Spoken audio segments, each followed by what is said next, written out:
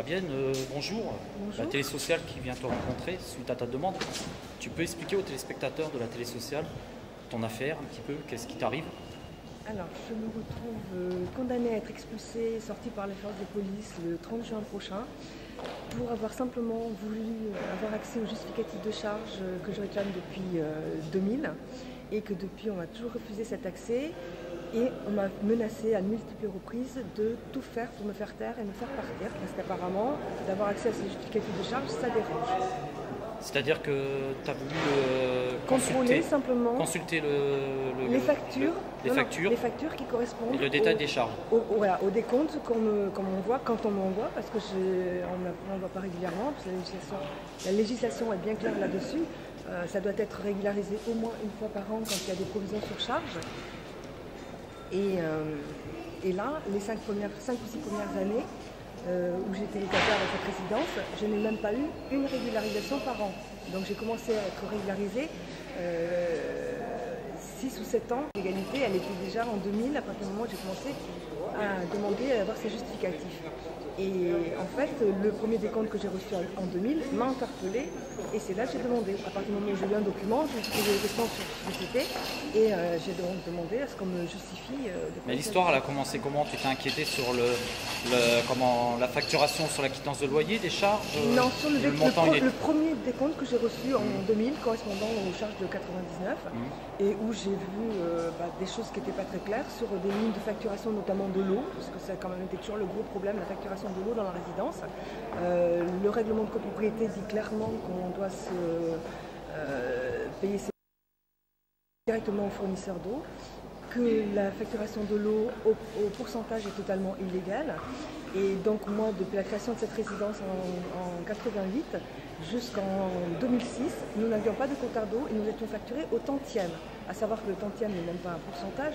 Le tantième, c'est une espèce de pourcentage qui a été établi à la construction de la résidence et qui est différent que ce soit un appartement du rez-de-chaussée ou un appartement du 7e étage, puisque le tantième est de plus en plus grand selon là où l'appartement. T2, T3 et T1 qu'il y a dans la résidence ne payait même pas l'eau à la consommation réelle, mais uniquement au tantième de leur appartement. Ce qui veut dire qu'une personne seule dans un T3 de 70 mètres carrés payait beaucoup plus d'eau que 10 personnes dans un T1 de je ne sais pas combien ils font. C'est un compteur général, non? Pour la résidence? Alors, la résidence compte 3 bâtiments de 68 appartements. Effectivement, la Lyonnaise.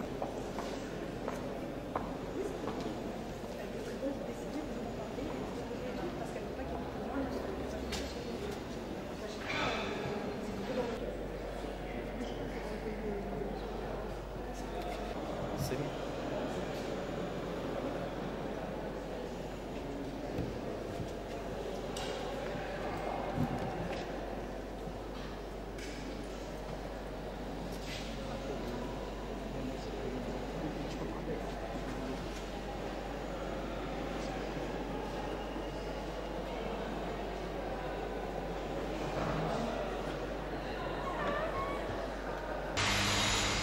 Bonjour. Tu peux te présenter à la caméra de la télé sociale? Alors, Adeline Castan. D'accord. Et aujourd'hui, tu es venu pour soutenir Fabienne dans son histoire. Absolument. Et donc, qu'est-ce que tu trouves de l'histoire? C'est incroyable, Le drame, à mon avis, c'est que ce n'est pas incroyable parce qu'effectivement, ça fait de nombreuses années que je lutte pour les gens en difficulté de logement et qui plus est, le handicap, c'est un problème que je connais bien puisque c'était ma profession pendant.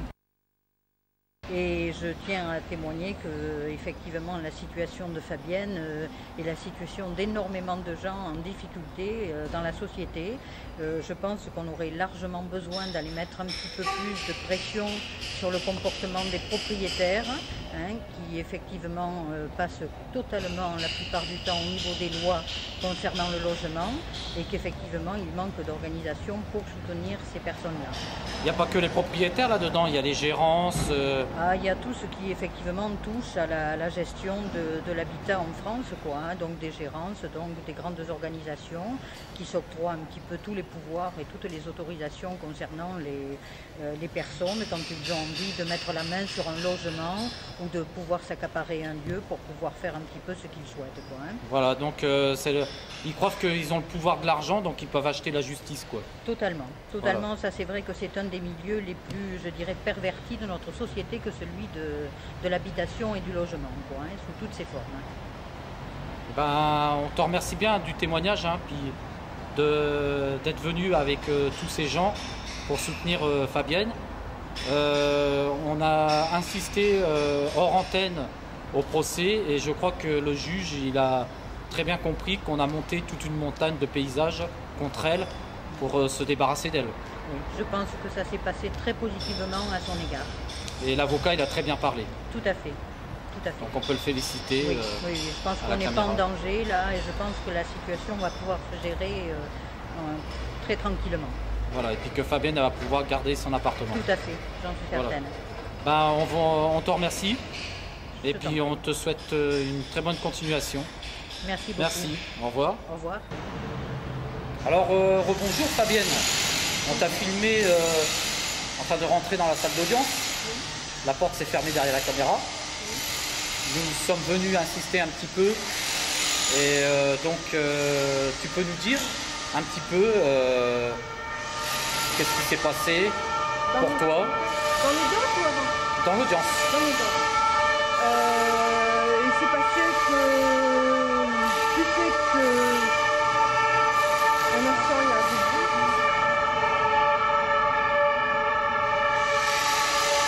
Donc il s'est passé que du fait que du monde était présent pour me soutenir dans l'enceinte du tribunal et dans l'enceinte de la salle d'audience, déjà l'avocate adverse a refusé de plaider. Ensuite mon avocat a donc plaidé très correctement, très satisfaisamment, en reprenant ce qui est développé dans les conclusions. Apparemment à l'unanimité nous pensons que ça aura eu son impact sur le juge. Le juge a accepté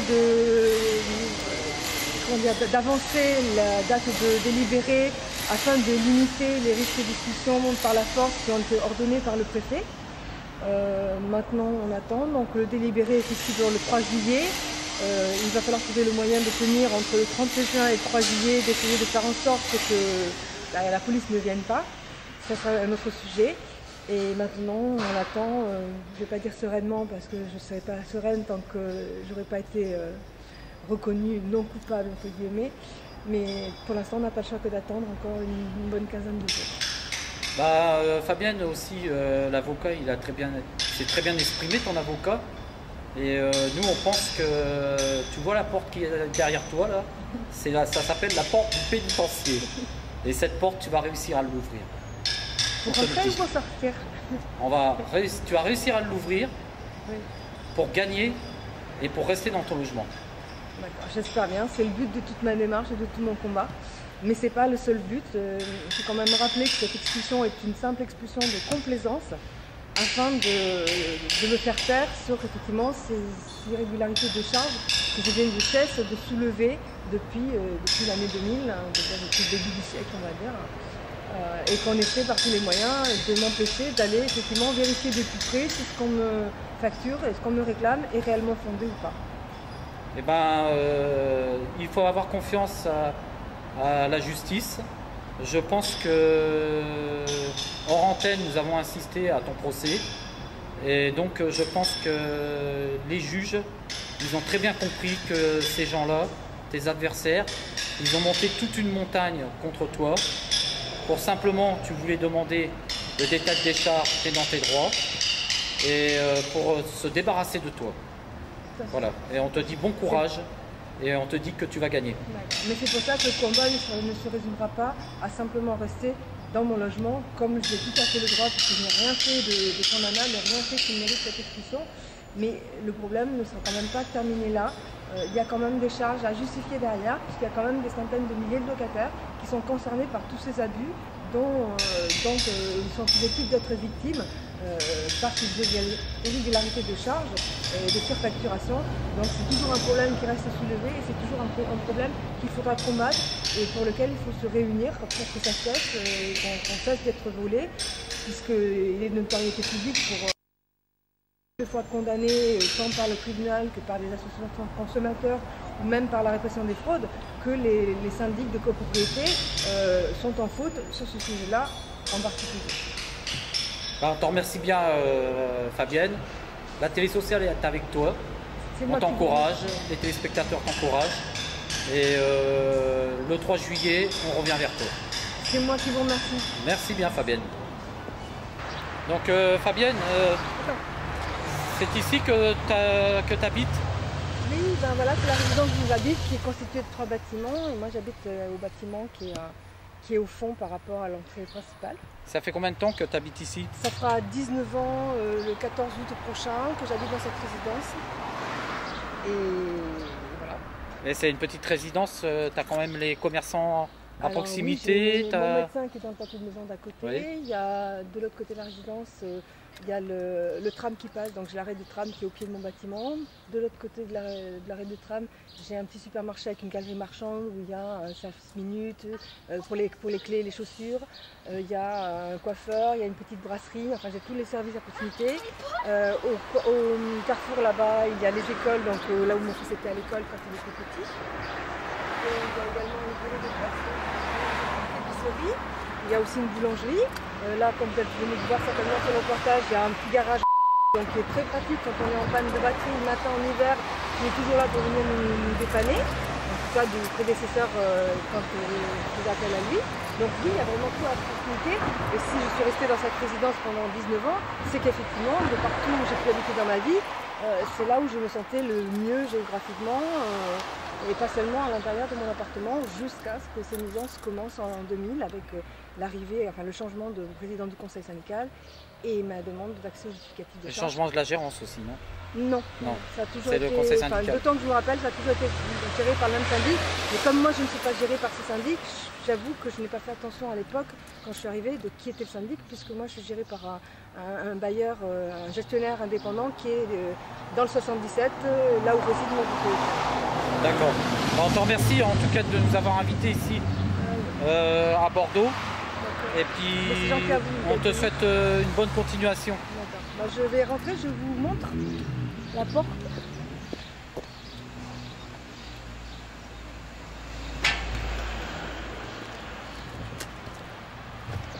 Non, rentrez, c'est juste. Ben, elle a tout coupé, hein, c'est la chose qui est